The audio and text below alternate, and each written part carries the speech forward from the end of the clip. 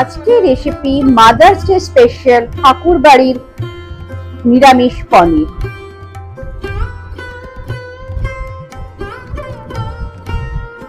এই পনিরটা রান্না করার জন্য আমি নিয়ে নিয়েছি 4 চামচ চাল মগজ, 2 চামচ কিশমিশ, কাজু, একটা গোটা বড় টমেটো, কয়েকটা কাঁচা লঙ্কা এবং নুন। এটা দিয়ে আমি একটা পেস্ট বানিয়ে নেব।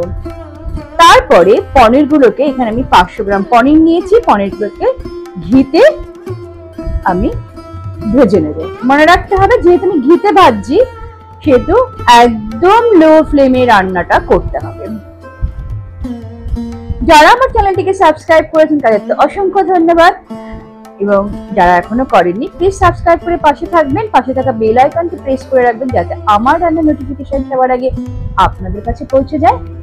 মাদার্স ডে স্পেশাল এই নিরামিষ পনির ঠাকুর বাড়ির যে স্পেশাল ট্র্যাডিশনাল রান্নাটা কিন্তু যে কোনো যারা কলেজ গার্ল, মানে কলেজে যাচ্ছে, যারা স্কুলে পড়াশোনা করছে 11-12 স্টুডেন্ট, তারা কিন্তু খুব সহজেই রান্নাটা করে নিতে পারে।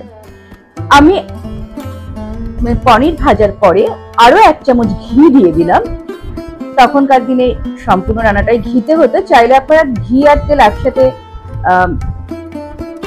মিশিয়ে করতে পারেন। তারপরে দিয়ে দিচ্ছি এখানে মশলা যেটা বানিয়েছিলাম তার পেস্ট দিয়ে ভালো করে কষাতে হবে, কারণ কনস্ট্যান্টলি নাড়িয়ে যেতে হবে। দিয়ে দিলাম নুন, নাড়াতে হবে কনস্ট্যান্টলি এই কারণেই যে নিচে তো ঘি রয়েছে, তাতে আবার কাজু। তারপরে দিয়ে দিচ্ছি চিনি, স্বাদ অনুযায়ী চিনি। এই রান্নাটা একটু মিষ্টি মিষ্টি খেতে হয়। লাচ্ছা পরোটা বা পোলাও সাথে ভীষণ ভালো লাগে। ততক্ষণ পর্যন্ত মশলাটা কষাতে হয় যতক্ষণ না পর্যন্ত মশলা থেকে ঘিটা বেরিয়ে আসছে। তারপরেই দিয়ে দেবো আমি ভাজা পনিরটা।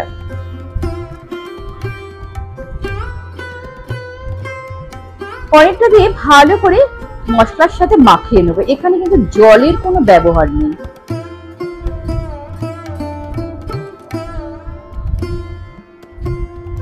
এরপরে দিয়ে দিচ্ছি আগে থেকে জাল দিয়ে রাখা প্রায় 250 ml দুধ। আপনারা এই দুধের পরিমাণটা কম বেশি করতেই পারেন, এবং আগে থেকে জাল দিয়ে রাখতে হবে, কিন্তু ফ্রিজ থেকে বার করে দেবেন না, একটু ঈষৎ উষ্ণ থাকতে হবে।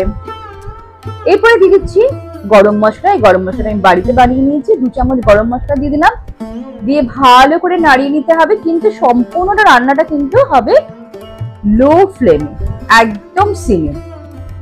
এবং সেখানে দেখুন যখন ফুটে আসবে এবারে, তখন দিয়ে দেবো রোস্টেড কসুরি মেথি। ব্যাস তৈরি হয়ে গেল মাদার্স ডে স্পেশাল ঠাকুর বাড়ির ট্র্যাডিশনাল নিরামিষ পনির।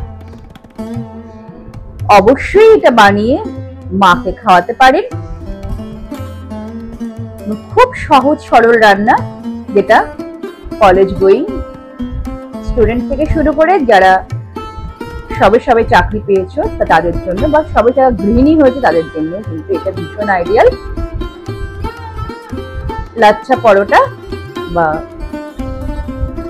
পোলাওয়ের সাথে এটা কিন্তু পরিবেশ খেতে ভীষণ ভালো লাগে। তাহলে আসছি আরো মজার মজার নতুন রেসিপি নিয়ে। ততক্ষণ ভালো থাকবেন, সুস্থ থাকবেন, আনন্দে থাকবেন। All the best.